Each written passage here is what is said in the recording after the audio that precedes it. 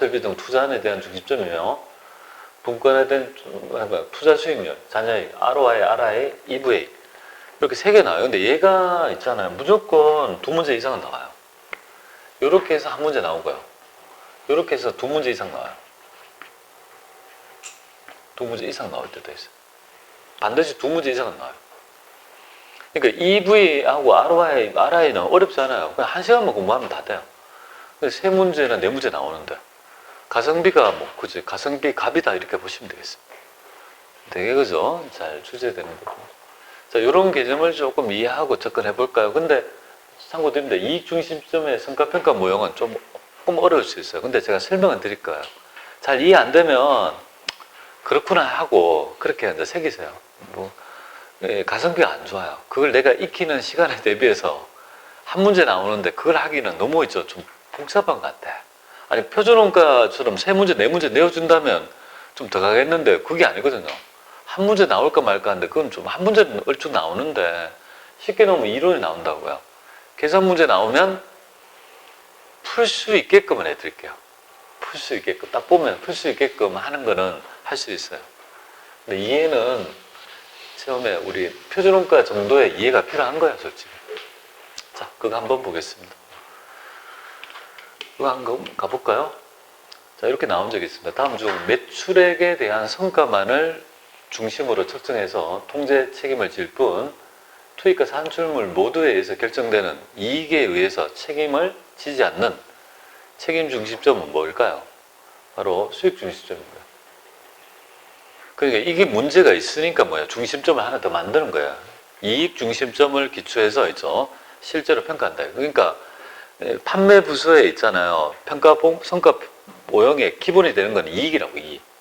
그러니까 공원 이익이 얼마나 되는지 그걸 가지고 평가하겠다 이거죠. 자, 그 다음에 바로 볼게요. 판매 부서의 성과평가 이익 중심점의 가장 중요한 개념이 뭐예요? 공원 이익이에요. 이익을 얼마나 많이 냈냐. 이거 표준원가는 다르잖아요. 표준원가는 반대 안 해요. 원가를 얼마만큼 절감했냐 이거고 얘는 얼마나 이익을 많이 냈냐 이거죠. 그러니까 반대 개념이잖아, 반대. 그래서 이렇게 돼요. 매출에 처음에 내가 예산 세운 거랑 차이가 나더라. 그 차이는 두 개가 있는 거야.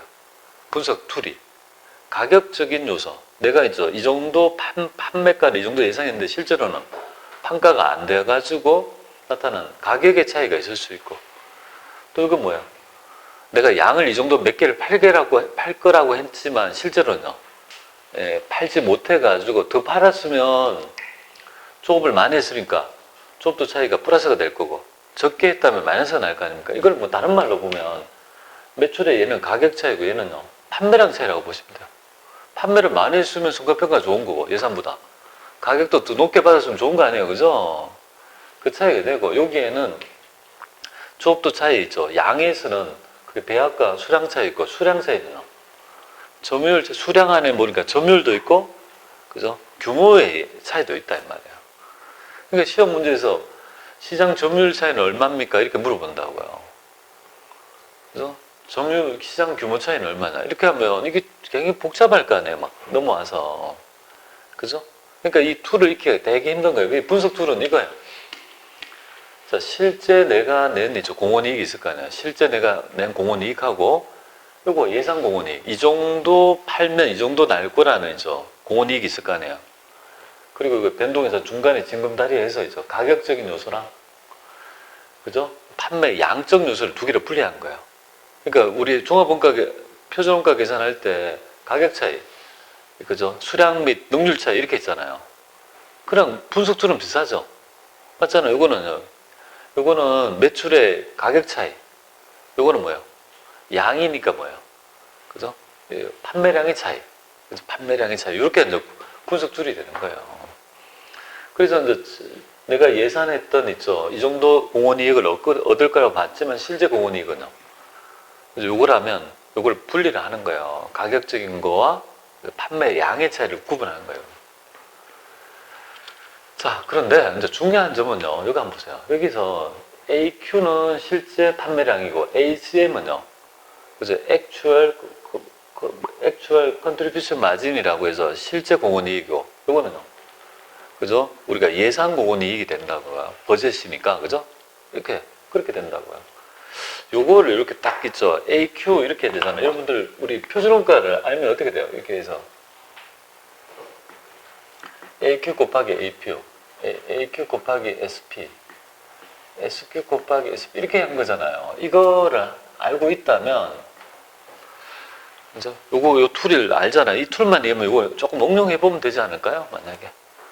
그래서 여기에, 그거는 이제 가격이랄지 이런 거지만, 우리는 지금 이익이잖아요. 이익을 얼마나 냈는지가 중요하니까, 이 요소가 뭐가 될까요, 여기가?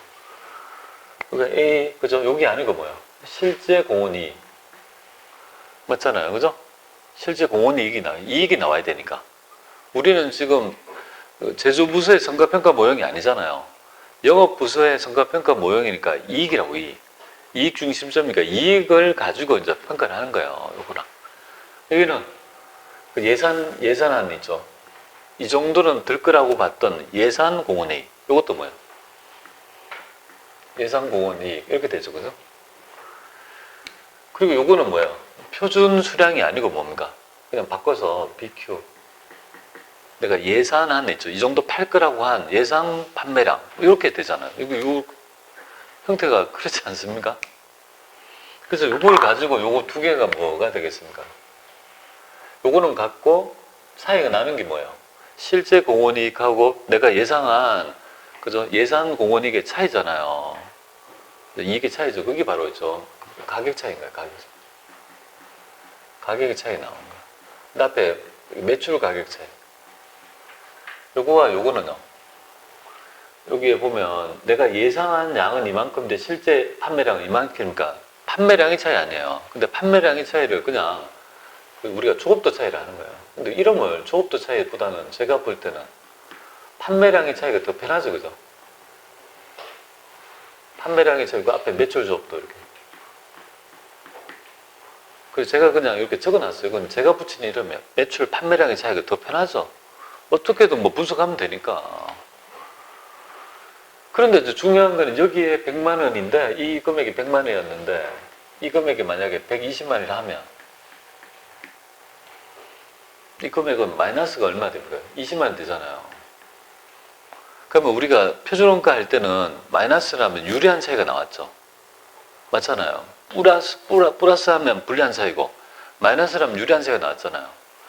근데 얘는 지금 있죠. 원가가 아니잖아요. 원가가 아니고 지금 뭐죠? 지금 이익이잖아요. 수익 쪽이잖아요. 그러니까 이 부호가 뭐예요? 이 부호가 반대가 되는 거예요. 이 플러스 마이너스 부호는 원가 중심의 생각을 반대의 개념으로 생각해야 돼요. 이익이니까. 그러니까 얘는 만약에 마이너스가 나오면요. 얘는 그죠? 불리한 게 유리한 게 아니고 뭐예요? 불리한 차이가 되는 거예요. 왜 그럴까요? 이 정도 들 거라고 본 이익이, 실제 이익이 100밖에 안 되니까 이익을 적게 나타냈다 이 말이잖아요. 부호가 반대가 되는 거예요. 그래서 여러분들이 요거 개념을 좀 익히고요. 여기 한번 볼게요. 자, 실제 공원이익은 웃기는 부분이 이거잖아요. 이 실제 공원이익이 저거 ACM은 이렇게 구해요. 실제 가격에서 실제 변동비를 빼서 하는 게 아니에요. 왜 그럴까요? 실제 공원이익은 실제 가격에서 실제 변동비를 빼지 않는 이유가 변동비는 누가 책임져야 되는 거죠? 이거를 만든 가격은 누가 책임져야 되는 거예요? 아니 생산부서에 책임지는 거지 그 원가 그죠? 만든 그 비율을 내가 책임질 필요는 없는 거잖아요. 그렇기 때문에 성과평가할 때는 이렇게 봐요. 판매부서는 요거 AQ를 이렇게 하는 게 아니라 표준 변동비를 빼요. 그러니까 여기에 내가 구하려고 하는 ACM은요, 실제 공원이익은 이렇게 구한다고요. 여기 뭐 실제 가격에서 표준 변동비를 뺀 금액이 뭐예요? 나는 생산부서는 처음에 할 때 이 정도에 들 거라고 본 것만 책임되지 실제 비율을 내가 책임질 필요는 없는 거죠. 그 비율은 누가 책임져야 돼요? 원가 그죠? 중심점에 쳐야 되니까 실제 공원이익은요, 표준 변동비를 빼야 된다는 점이 가장 중요해요. 그러니까 처음에 사람들이 이걸 되게 모르거든요. 근데 시험 문제에서 아예 표준 변동비만 밖에 안 내는 경우도 많아요. 아예 실제 변동비를 아예 안 내는 경우가 많아요. 근데 내면은 네가 있잖아. 실제 공원이익이 요건지 아는지를 물어보겠다 이 말이에요. 근데 대부분 시험은 이걸 안 내요, 이렇게 잘. 아예 이것밖에 안 나와요. 표준 변동밖에. 아예 그저 고려하지 않도록 그렇게. 그래서 이렇게 할 것이고 예상 공원이익은요. 실제 가격, 예상 가격에서 표준 변동비를 빼면 되겠죠. 아직 뭔지 잘 몰라도 좋아요. 자, 문제 푸는 건 어렵지 않으니까. 그냥 여기서 실제 공원이익이 표준 변동비라는 걸 알아주시고 왜 그죠? 실제 변동비가 아니라는 점, 그래서 왜 아닌지를 제가 여기에 적어 놓고 있어요. 그래서 표준 변동비를 사는 이유가 우리 영업부서에서 원가까지 책임질 필요는 없는 거거든요. 그러니까 이제 처음에 정해진 표준 변동비만큼 내가 책임지면 된다는 거지. 자, 이렇게 하고요. 이거 한번 가볼까요? 여기 여러분들 보면 실제 판매 가격이 있고 실제 변동비가 있어요, 없어요? 한번 보세요. 실제 판매 가격은 있잖아요. 실제 변동비 있어요, 없어요? 실제 변동비 없잖아요. 변동원가는 얼마야? 여기 단위당 예산이잖아요. 그러니까 여기 요거 얘기해요. 실제 변동비에 정보가 없다고요. 오로지 뭐만 있습니까? 표준 변동비밖에 없는 거죠. 요거밖에 없는 거라고요. 실제 변동비 없다고요. 아예 그죠? 이입을 안 시키겠다. 아예 그거 집에서 힘들게 안 하겠다고 딱 되면 되겠습니다. 근데 이거를 풀 수 있는 방법이 있긴 해서 이걸 안 보고도 웬만큼 답을 추론할 수 있는 방법이 있어요. 여러분들이 이걸 어떻게 풀면 될까요? 그냥 생각해 보세요. 처음에 예산을 세웠을 거 아니에요. 이렇게. 그래서 이렇게 예산을 세웠을 거 아니에요. A 제품은 200원 들고 그죠? 예산은 어떻게 되죠? 이거 두 개가 예산이잖아요. 예산. 이거 예산을 세운 거잖아요. 표준 변동 이렇게 세운 거잖아요. 두 개 예산을. 그래서 이 정도 들 거고 예산은 120원 정도 벌 거라고 봤으니까 실제 공원이익은요. 이익은 얼마 들 거라고 본 거예요? 한 800원 정도 이익은요. 공원이익은 예상 공원이익은 이 정도 들 거라고 예상한 거예요. 예상. 800원 들 거라고 본 거죠. 근데 실제는 얼마 들었어요? 한번 보세요. 실제를 알아야 되죠. 실제는 가격이 200원 들 거라고 봤는데 실제는 얼마 팔았어요? 2,200원에 팔았잖아요. 그러니까 요거랑 요거 빼면 얼마가 돼요? 1,000원의 공원이익이 나온 거잖아요. 공원이익이 이렇게 나온 거잖아요. 1,000원. 맞죠? 그러면 내가 생각할 때, 내가 판 거보다 800원 정도 될 거라고 봤는데 1,000원 정도 됐으니까 결국은 가격 차이는 어떻게 됩니까? 유리하지, 당연히. 맞잖아요. 요거랑 두 개 비교하면 어떻게 돼요? 요거랑 두 개 비교하면, 이렇게 요거랑 두 개 비교하면 그건 1,000원이 되잖아요. 실제 공원이익은. 그건 실제 공원이익이잖아요. 실제. 그래서 그러니까 성과평가 해볼게요. 그러면 요 정도 들 거라 봤는데 이 정도 썼으니까 내가 그저 가격적인 차이인 있죠. 매출 가격 차이는요. 이익을 많이 번 거잖아요. 그럼 유리하겠지 뭐죠, 당연히. 맞잖아요. 그죠? 유리할 거다. 근데 양 안 볼까요? 양은? 양은 어떻게 됩니까? 얘는 이 정도 200단위 팔 거라고 했는데 실제 매출은요. 180단위밖에 안 팔았으니까 양은 판매량은 줄었잖아요. 그러니까 어떻게 되냐면 이거는 뭐야? 공원이익은 그저 플러스 됐지만 양은 뭐야? 판매량은 줄었다 이 말이잖아요. 그러면 그거 보면 회사 A 제품에 대해서 예산보다 높은 가격으로 판매한 결과 예산보다 높은 가격을 판매했잖아요. 이거 보세요. 판매한 결과 유리한 매출 가격 차이가 발생 맞잖아요. 그죠? 유리하잖아요. 지금 뭡니까? 매출 가격 차이가 이거 뭐 그거죠? 여기 800원 남을 거라 봤는데 1,000원 남겼으니까 유리한 가격 차이 나왔지. 이거 맞는 거라고요. 이게. 그래서 두 번째 보게 제품 A의 경우 예산보다 실제 판매 가격은 높았지만 뭐예요? 맞아요. 근데 당초 예산 매출 수량을 예상은 200단위 팔 거라 했는데 영업부가 실제로는요 180단위밖에 못했으니까 불리했지. 수량은 불리하게 나온 거지. 맞잖아요. 불리한 매출 조합도가 차이 난다. 이거 맞잖아요. 그죠? 그죠? 이걸 보고 그냥 이거 계산 없이 그냥 이걸 봐도 그죠? 이거 뜯어봐도 좀 알 수 있지 않을까요? 그죠? 그런 거예요. 그 다음에 얘도 한번 볼까요? 얘는 예산이 얼마 세운 거예요? 1,000원 될 거라고 봤는데, 그죠? 예상한 공원이익은 얼마가 돼요? 1,000원 이익 볼 거라고 봤는데, 실제로는요? 실제 가격은 가격이 낮아졌네요. 그럼 실제로는? 실제 공원이익은 얼마가 되겠습니까? 900원 됐죠. 이게 떨어졌잖아요. 100원만큼. 그러니까 이제 가격 차이는 뭐야? 아, 이익이 안 좋네, B는. 그죠? 그 말이 될 것이고. 그럼 수량은 어떻게 돼요? 수량은 내가 예산은 150단위 했지만 실제로는요. 매출을 많이 했네요. 그러니까 양을 많이 팔았다 이 말이잖아. 그러니까 제품 B는 불리한 가격 차이를 초래했지 맞잖아. 불리한 가격 차이가 나왔지만 매출 수량의 증가로 얘의 증가로 유리한 매출 조합도 차이가 나왔다 이 말이잖아요. 그럼 정답은 3번이 되는 거예요. 그죠? 이렇게 해서 실제 판매가 B의 경우 불리한 매출 총차이인데 이걸 그죠? 제가 그래서 이런 해설 강의 밑에 있잖아요. 전부 다 해놨어요. 보면 여기 보시면 여기 있죠. A에 그죠? 제품 A에 대한 성과평가 뭐예요? 유리하고 얘는 왜 불리한지, 얘가 지금 여기가 유리하고 왜 가격이 불리한지 이거 다 해놨잖아요. 그죠? 그래서 이 툴을 내가 알면은 그죠? 맞출 수 있는 거 툴을 잘 모르면 힘드는데 만약 이렇게 이 문제가 최고 어려운 문제예요. 다른 거는 할만해. 다른 거는 제가 해볼게요. 이거 한번 보겠습니다. 이런 거 어떻게 푸는지 한번 볼게요. 얘가 더 쉬운데 얘부터 먼저 할게요. 자, 이런 문제, 왜냐하면 문제은행이니까 이게 맞닥뜨리게 돼서 한번 볼게요. 이거 두 문제 풀고 쉴 거야. 볼게요. 지금 시장 점유율하고 시장 규모의 차이를 바르게 계산한 거 이렇게 했죠. 이렇게 4개 이렇게 내면 이거는 계산 문제가 아니에요. 이렇게 되면 어떻게 푸는지 볼게요. 이런 문제 잘 나오니까요. 보겠습니다. 자, 지금 보면은 여러분들이 규모가 여기 보시면 실제 규모는 얼마라고 생각한 거예요? 그죠? 우리 캐파가 시장 파이가 10만 개를 팔 수 있다고 봤는데, 아니, 예산은 12만 개를 팔 수 있다고 봤는데, 실제로는요? 이건 예산이잖아요, 예산. 근데 실제로는 얼마밖에 못 파는 거예요? 시장 캐파가. 이만큼밖에 못 팔았잖아요. 그럼 2만 개만큼 뭐야?